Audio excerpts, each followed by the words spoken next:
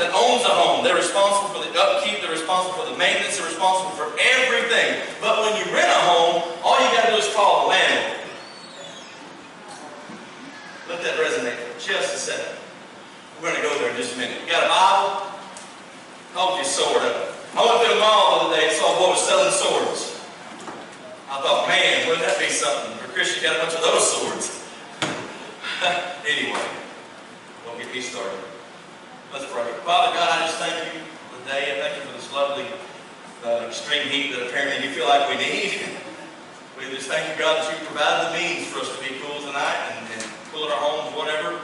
We have a home, we have a job, most of us, Lord, and may not be paying a lot, but God, we're here, we're fed, we're alive, we can hear and see. God, you blessed us with the ability to understand your word. And God, since we just take for granted all those things that allow us to understand you, I pray that you just show those things to us tonight. All those things, God, that we are taking for granted. Teach us to count our blessings. In Jesus' name. Amen. Romans chapter 3, verse 9. So go ahead and get it. Stand with me. Romans chapter 3, verse 9. Burger King. That is funny. The reason I shared that joke with my mother, Mom tells terrible jokes. I'll give you a quick example. Mom tells you a joke like this. A guy got real drunk, and he had made his way, trying to make his way home, and found himself walking down railroad tracks. And thought, well, I can follow these. They're right by the house, and he's walking through there, and he falls through the grate of a bridge, and barely grabs on. Barely grabs on, and hangs there all night long. I don't know how far in from the ground, and the sun comes up, and he realizes he's this far from the ground, and it made him so mad he hung there all day.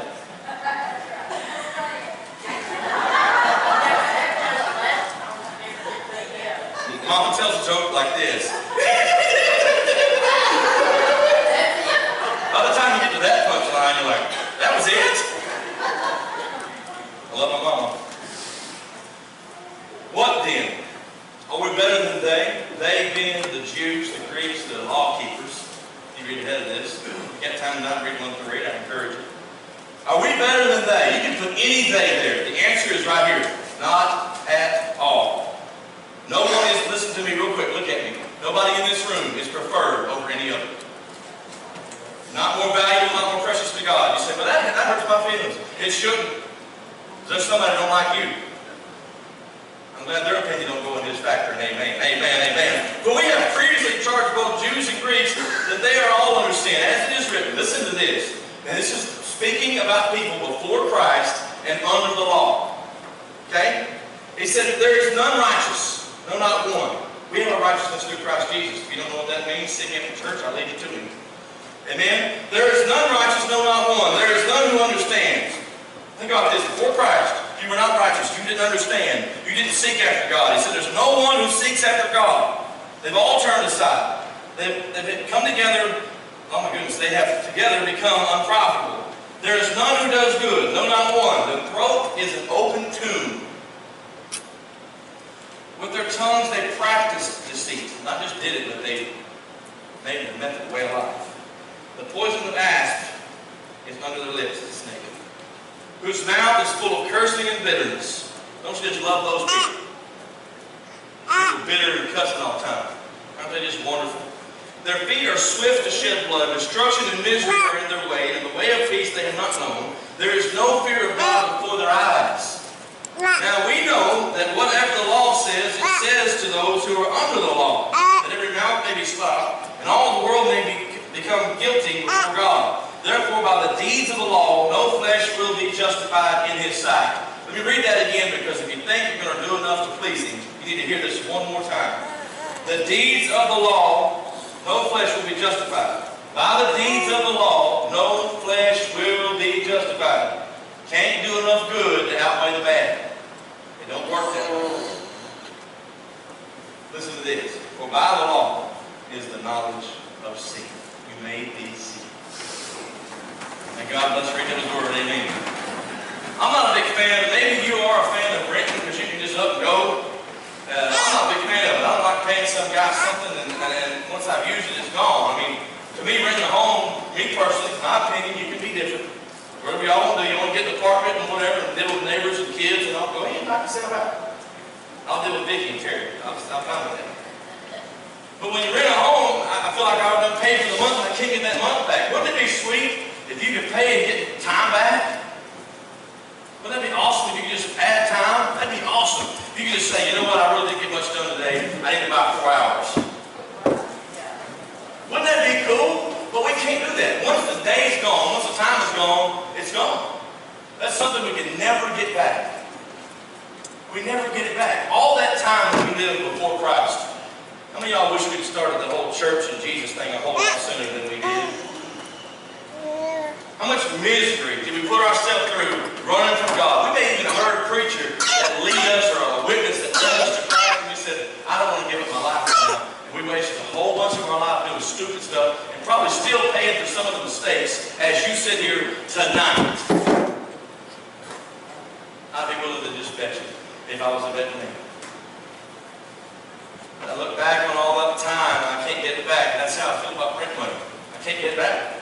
Some people like to live in DeKalb and then live in Avery and then live in Texarkana and live in Oklahoma and live in Arkansas. They like that, jump around, be in an apartment. I can't stand it. When I go sing on the road, the number one thing I hate is hotels. There's always somebody coming in and out. That's when the drunks come home about 2 in the morning and they shut their door like they want to try to knock it off the hinges like it's a challenge. Then we got me and Jackie have box fans running and trying to make all this racket. And I don't own the place. And I walk in and it smells like cat feed. Last time it was cat feed. I'm pretty sure somebody was housing cats and I don't know what it was, but there's an weird aroma and the bed's not mine, the pillow's not mine, the comforter's not mine, the bathroom's not mine, the toilet's not mine. I don't like it. The shower's not mine. Y'all know I'm ooey icky yucky. And I gotta run the hot water in the bathtub for 90 days. Well, I'll put my foot on it in Jesus' name. But it's because it's just not mine. For me, that's how I feel about a month's worth of rent. I'm just weird like that. I like to own it. Now, there's problems with owning it. When the light goes out, you call the landlord. When the water pump or something goes out in the well or a water heater, some of y'all call them hot water heaters. The water's already hot, why are you heating it? It's just a water heater. Anyway, but when something breaks, it's you. It's on you, baby. When Jackie calls and said dryer's acting up, or washer ain't working, or sink's leaking, guess who is the man? That's my problem. Let me tell you something about your life. Houses, however you feel about it, can't be like your spirit man, because you, when you own yourself, all those things that fell apart, and you tried to piece them back together, patch them back together. Friend, I've been born again, and I just call on the landlord when I'm broken, and he comes on down here. I don't want the law. I don't want to say, look, I'm doing all these good things, because that don't heal cancer, and that don't bring joy back, and that don't fix my marriage, and that don't fix my job, and that don't do anything for me. By doing good, it doesn't do anything for me. He can. He can fix it. He's a doctor. He's a lawyer. He's a counselor. He's a mediator. He's a peace talker and a sea walker. We got an amazing Jesus. You just can't do it on your own. You ever try to make yourself happy? It don't work. You can watch a Jim Carrey movie and you're depressed enough, you ain't gonna laugh. You can't fix you. Think about how good a job you did before Christ. Do I need to read the list to you again of all the things we were? Unrighteous, deceitful, filthy mouth, bitter people. You say, oh no, that's pretty good. Did you read the part where it says there's not one of us that was good? Besides, what is good? Whose standard is that? Went to Meemaw's last night. She made some kind of tomato souffle thing with the squash in it. She said, whatever it was, eat it, you'll like it. She said, it's well, I like it. Now, on the same plate was the world's best pot roast. Life-changing. I believe it's the closest thing to soul saving besides Jesus is Meemaw's pot roast. I'm telling you, it's so good. But I don't necessarily care for this, and I like this, but here's my thinking. Here's my thinking. On me, give me the same meat, give me the same potatoes, give me the same gravy. It ain't gonna taste like that. I got the same stove, the same pans, the same herb in the house. You understand what? Listen, you can take the same stuff that God uses to help you, and it ain't in His order, it don't work. Make an example out of y'all right now. I did this before, you didn't believe me. Here it comes. All right, potato salad. How do I make it? Slow down. First step. What's the very first step? Boil potatoes. And then what? No onions are bleeding onions out in this drill. Boil potatoes and what? No, you're doing way too fast.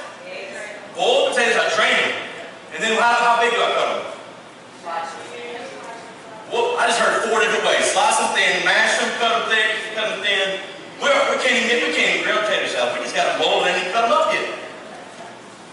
Mustard and mayonnaise. Vinegar. Anybody else got vinegar in theirs? Bacon bits. Relish, sweet or dill? We're dead. We can look at y'all. We can't even agree on one simple meal. Be honest. When you eat something that they don't make like you, the whole time you're eating, you go, "It's not how I do it. It's not how I do it. It's not how I do it. It's not how I do it." And that's what we do with God when He gives us weird ingredients in our potato salad in our life. It tastes like we want. That's what we do.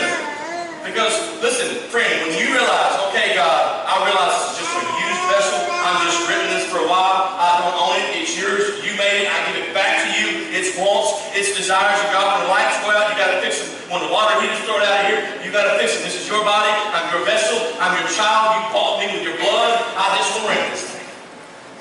Some people still own it. And every problem and every hassle is yours. And according to the verses I just read, you're not a very good carpenter. The difference between me coming and fixing something and Brother Johnny coming to fix something.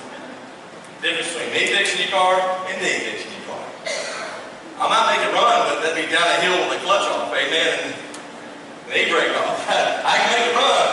I can make you run when you send the bill, too. But I'll tell you what, I can't fix nothing that 9 trips low, baby. Take a look. And I like this verse. Let me find it. I keep losing my Bible. I'm pretty sure it's a conspiracy around here. Oh, here it is. You ever had something bad happen and make a mistake of saying, "What else could go wrong?" You ever said that? Isn't that a bad? When you say something like, "What else could go wrong today?" I think Satan takes a challenge out of that one, don't he? Or this one, what's the worst that could happen? Oh, that's right, makes you hold my beer, ain't it? When you was younger, hold my beer and watch this. They're both stupid things. So. Usually end in the ER trip. Amen. But when we was kids, I got to thinking about it, and when we were children, Aubrey built a wonderful, Papa built a wonderful fort. He spends all his time outside in Fort Aubrey. It's a wonderful thing. You get to sing it, and ask Jackie, she'll show you a picture. It's a wonderful creature. Wonderful thing. You got to sign in and swear in. And you got to take the oath of the fort. You promise not to be mean. You can't be bitter in the fort. You got all kinds of rules. You got to sign in.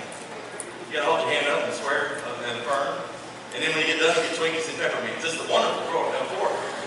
I thought to myself, when I walked in yesterday, I was pondering, been pondering this message since I left for Oklahoma. I was almost preaching Sunday mornings, but apparently you're the crowd that needs it. And I got to thinking about Aubrey's little fort there, and I'm 35 years old. I get no pleasure. I was standing out in the middle of the woods, sitting in the folding chair playing Army. But when I was a kid, that was right up my alley.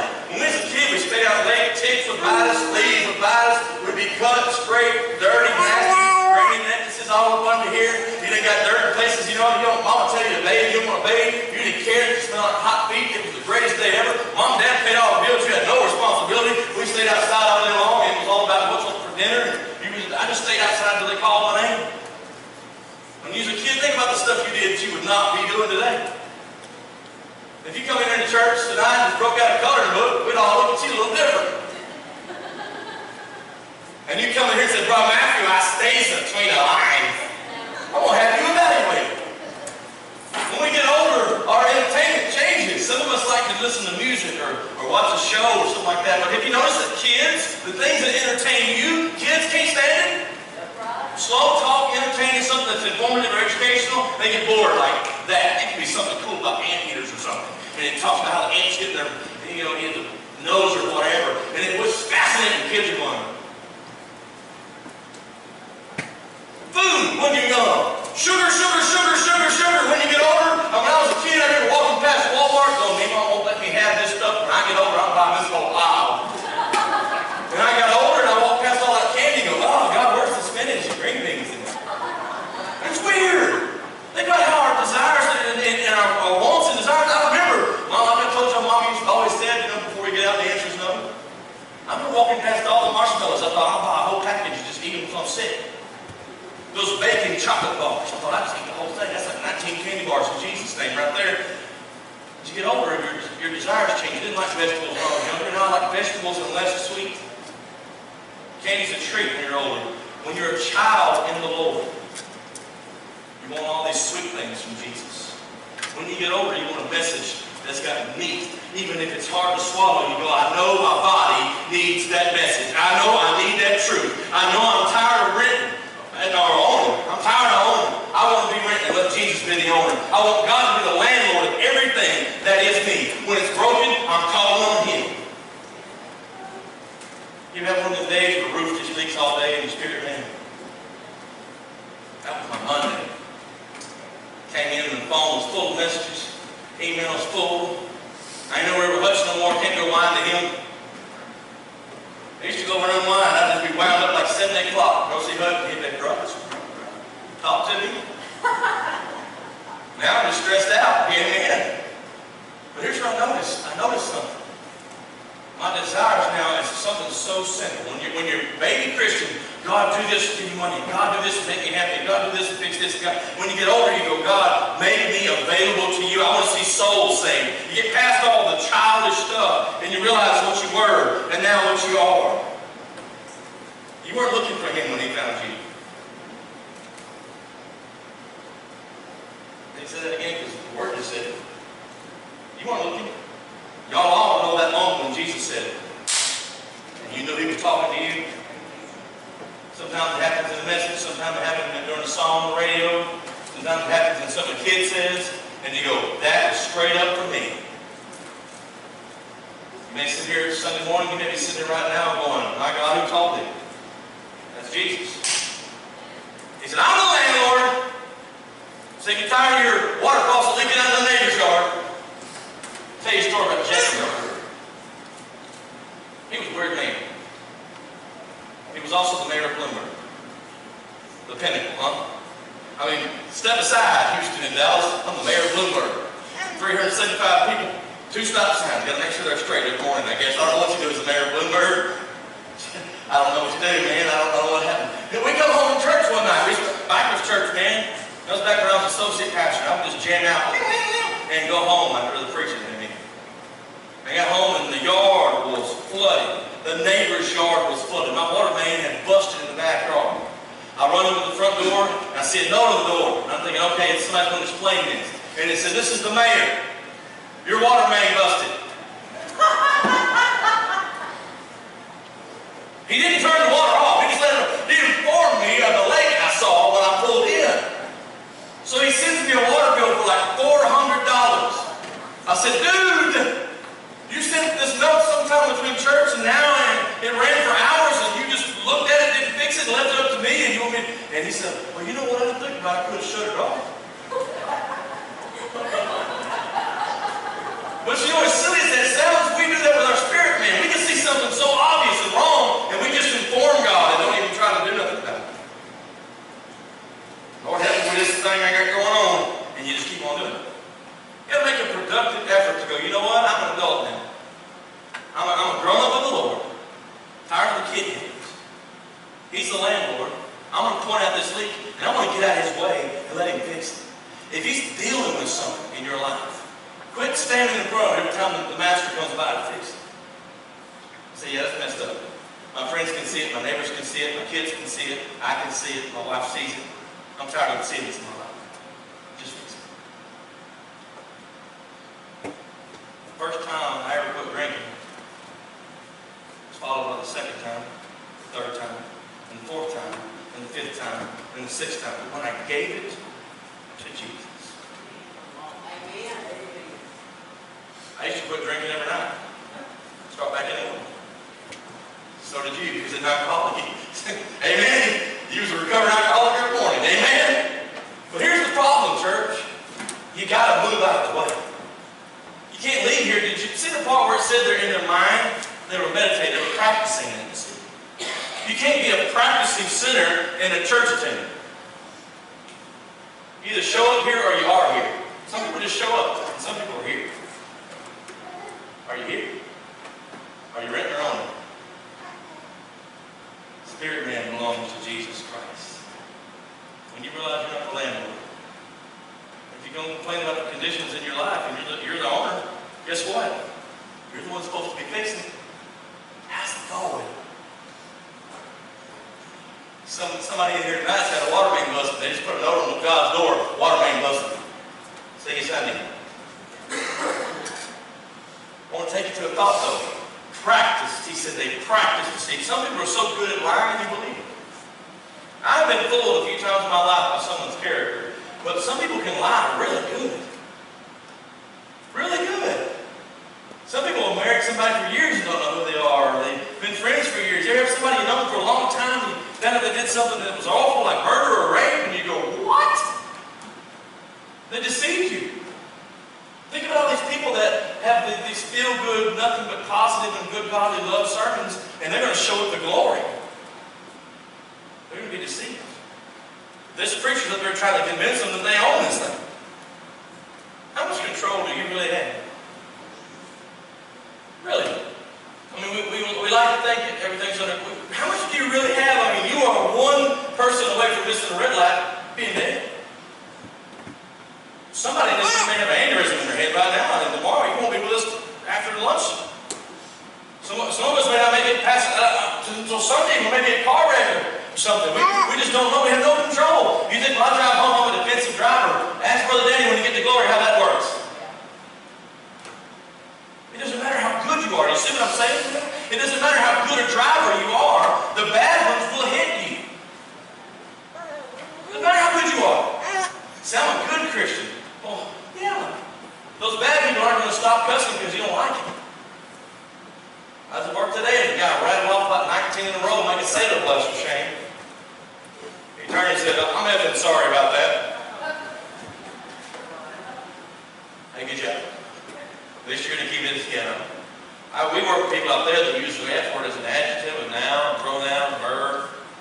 If you don't know English, go Google all that. You'll laugh at that. That was funny right there. Let me wrap this thing up because I know Taco Bell's on the line. Burger King.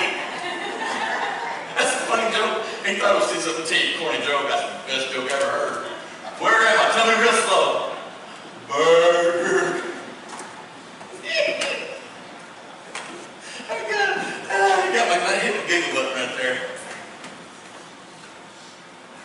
Now let's pull the cursing and bitterness in verse 14. The feet are swift to shed blood. Sinners are quick to sin. Christians are slow to repent. We're quick to sin, slow to repent. We have no problem jumping right into the wrong. It takes us forever to get back right. My shop behind our house. When we moved in, it was a big, huge open shop, and Jackie's got photography, and she's a good photographer too. And I said, I'll give you this half of the shop, and one little foot over and gave her a little over half so I could sleep at night. She got a photo shop, and I just put all my stuff in my shop. Motorcycle, lawnmower, anything else. All on that side. You walk in there, you step over like a maze. It was like Indiana Jones trying to get to the weed eater when it was time to mow. And I had to step around and I'd open the door and there'd just be junk everywhere. And say, can I borrow a wrench? And I'd say, well, it's in here somewhere. Resolve. They come through that CPS home study and said, we got to look everywhere. I said, I got to clean out my shop. I started finding stuff I've been missing. There's my sewer snake. There's that center wrenches I bought. There's that duct tape stuff. The look here's got duct commander on it. But I found all this stuff and I'm like, man, I'm missing this. And I looked in my toolbox, I swear to you, I have the same 6-inch crescent wrench times 15. You know what I did? You know what I did? My life was such a mess in that shop. Instead of going to find one the first time, I bought it 15 times. That's my solution. Don't do what's right, clean this mess up and locate it. Just keep getting new ones. You know what people do with relationships and with jobs? Don't go get the one you should have. They go back and get another. Go get another. Get another this, another that. So you got 15 of them and none of them was the one you wanted. None of them was the one you needed. Every situation, Mom, you come in. Every situation in your life has got a hole. And the thing that God wants as the landlord is what fills it. He decides who's yours. He should decide where you work. He should decide how you attend and where you attend church. Not me. I know you ain't here because you like me. I got problems. I'm certified. I got my card carried member of the Special People's Club. Amen. So God should decide. You shouldn't say, well, I like, Miss Sharon, she kisses me every Sunday. I love Miss Sharon's kiss at work and trip to church. Every time I go. And she's crazy. Don't trust her either. You stand there with a knife in your kidney, like, where'd that come, Sharon? But here's what I'm trying to tell you. There's the issue, there's a thing, and you say, well, I have this thing in my life. You're here tonight, you got a thing. There's a hole. You go, I got this issue. And the issue makes a hole in it. And when people are the owner of their life, they go, let me put something in here. And just like little kids with a square into the circle, it just smacks and smacks and smacks and don't fit. And then you jam it in there, and then guess what? You got a circle stuck in a square, and you got all these places for it to lead. It's never gonna work. You're not a good carpenter of your spirit man. You're not a good plumber of your spirit man. You're not a good electrician of your spirit man. You're not a good lawn keeper. You're just not. When you realize, I got all these problems, and Lord, for once in my life, I'm going to say this hole needs whatever you want in it. I've got loneliness in my life. I've got bitterness in my life, and I keep trying to jam down in this anger, and all it's doing is pushing me farther from my kids, and pushing me farther from my spouse, and I can't get along with people at work. You just keep jamming your solution of wrath in there. You see that part where he said that to poison? The throat is a tomb. You know what comes out of a tomb? Dead bodies, death, stench. You do things your way, and you open your mouth and tell God what you're going to do. You know what he smells? Rot. Why don't you stand with me? I'm going to tell you something that may be funny to some, but not to others. Not everybody has good dental hygiene, I get it. But I was a young pastor. That's the only church I've ever pastored right here. You're in it. I was a young pastor. Just surrendered. Brother Gary said, you know, you need to start joining me at the altar and praying with people. I thought, okay. I said, I don't know what to do. He said, God will lead you. Just stand there. They'll come to you, and they'll say something to you. You just minister to them as long as you can, best you can, and then just pray with them. God will lead every word. I thought, he's got me right. I'll do it. So I stood there, and the first person came down there, and I don't know if they owned any scope, or Colgate, or even Great Value. But one of the first people I'll never forget, I prayed for somebody. I thought, boy, that's good. That feels good. They feel like I helped them, and they said, I love you, and thank you. Oh, I'm the best preacher ever. And then here comes Roddy Mountain. And they was pouring their heart out. Oh, this is my situation now. Oh, this is my situation now. And all I could smell stink. I couldn't focus. I couldn't get close enough to hear. And I'm going to be honest with you, I wanted to go, hey, go sit down. This is what I'm telling you. When you just spew out of an open tomb, God goes, I hear you, but I don't want to deal with that. When you get that fixed, you get right here and I'll listen to you. I'll be close enough to hold when you quit spewing out all that like you always do. Preachers always say, you ain't promised tomorrow. Guess what? They're right. I've been shot more than once. Just bow your head. Don't misunderstand me. If you got bad breath, I'll pray with you. I done figured it out. I'll just hold it as long as I can. If I pass out while I'm praying with you, just pick me up. Don't give me CPR. I'll come too. But I want you to think about something. Your head bowed and you ain't got to close your eyes, whatever you want to do. But I just want you to humble yourself because, you know, God resists pride. So if you're here tonight and you got pride, you say, this message don't apply to me. It must be for them over there or them over there. Boy, I hope my wife is listening. No, that's not how this works. This is for you. That thing, that hole, what are you jamming down in there? See, because you're not the landlord. If you belong to Jesus Christ, the thing you need to do is, Lord, I have this problem. Here I am on my knees.